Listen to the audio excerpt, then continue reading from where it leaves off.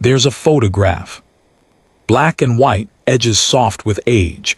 The kind of photograph that's been folded and unfolded so many times you can barely read the crease anymore.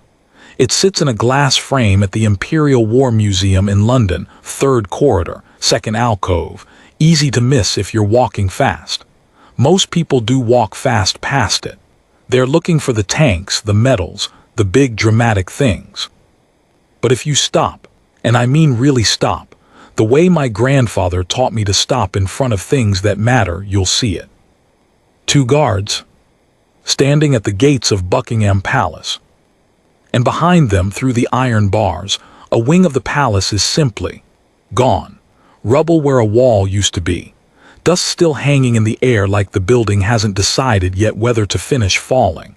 And those two men in their tunics, rifles at their sides, are standing exactly where they're supposed to be standing.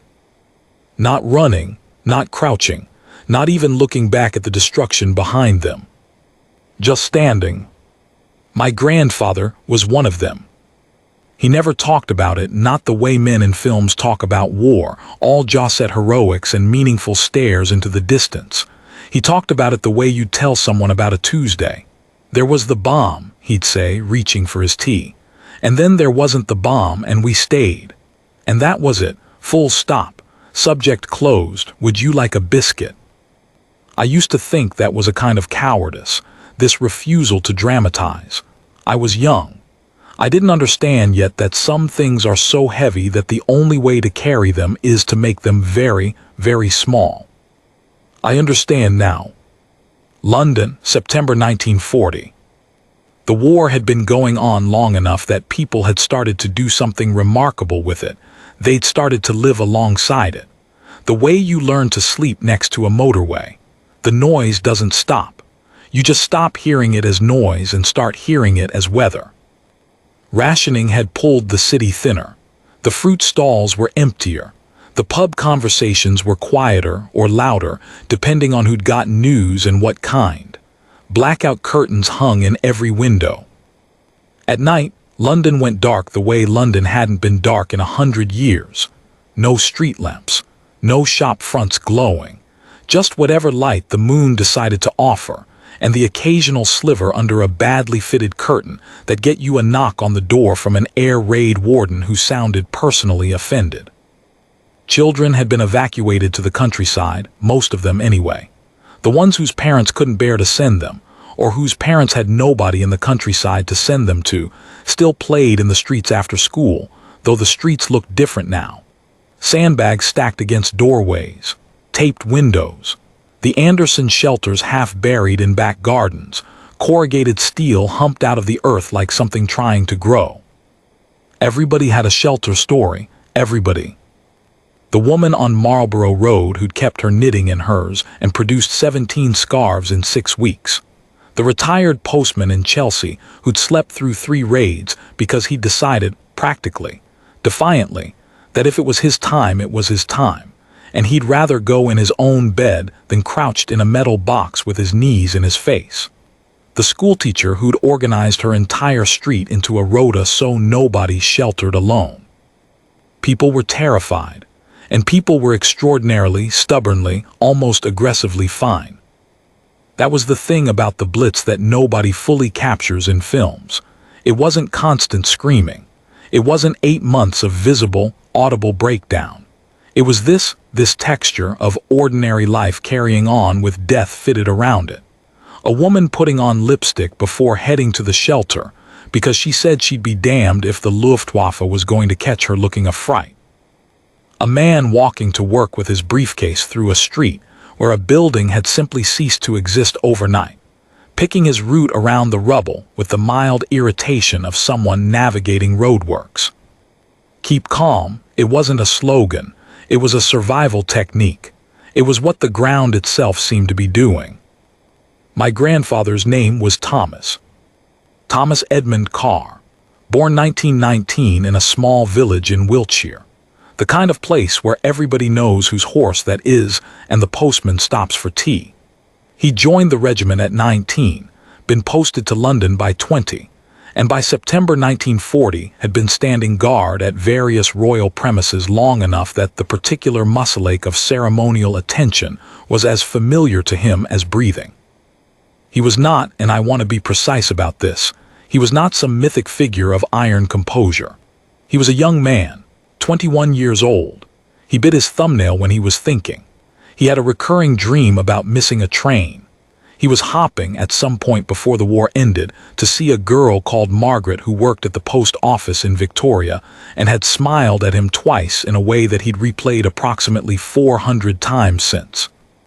He'd written her name in the margin of his pay book, M, then worried that was too obvious and scratched it out, then worried the scratching out was also obvious, and then given up and left the whole sorry situation as it was. He was a person. This matters. It matters because what he did that night was not the act of a symbol or a statue. It was the act of a person who was afraid and stayed anyway. The Luftwaffe had been targeting London in earnest since the 7th of September. Night after night, the bombers came in waves, Heinkel He-111s, Dornier Do-17s, the Junkers, the escorts, and London burned in sections, the fires visible from miles away, the Thames reflecting orange in a way that might have been beautiful if you could forget what was making the light. The docks were hit first and hardest. The East End bore the worst of it. Stepney, Poplar, Bermondsey, neighborhoods where whole streets went dark not from blackout compliance, but because the streets no longer existed. Working-class London, the London the newspapers sometimes remembered existed, took the first and worst weeks. Then the bombs started landing everywhere. The Luftwaffe wasn't surgical. Navigation at night over a blacked-out city was imprecise at the best of times, and these were not the best of times. Bombs landed on hospitals. Bombs landed on churches. A bomb landed on a school in Catford that I cannot write about without my hands going slightly wrong on the keyboard, so I won't. And on the 13th of September, a bomb landed on Buckingham Palace. Actually, to be accurate, because accuracy here is a kind of respect, several bombs landed on Buckingham Palace. This was not the first.